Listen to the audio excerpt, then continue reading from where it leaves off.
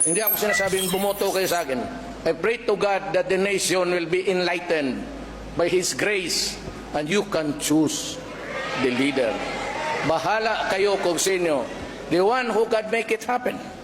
If yung dito sa mga tabi ko, they're all worthy. And they can make it happen, I suppose.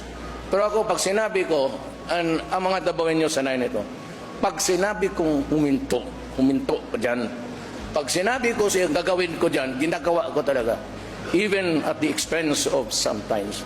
But it could be at the expense of honor, or the prestige, or the presidency. Wala akong pakialam. Basta ako may trabaho at gagawin ko. Yung tanim-tanim ng bala, hintuan talaga nyo yan. Unless you are ready to swallow the bullet. And I will make you do it. Kung hindi nyo alam yan, pumunta kayo ng Davao. Marami ng coin doon sa Central Bank na kinakain sa mga na hindi maniwala. I'm a very impatient man. Wala nga akong ipagyabang eh. Pagyabang ko, trabaho lang. I never claimed any greatness.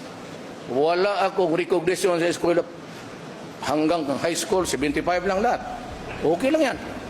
Pero noong naabogado ako, medyo matino na ako. And I've learned so much reason, but I will not dwell into so much about yung the niceties of life. If it is the interest of the nation, I will do it. And finally,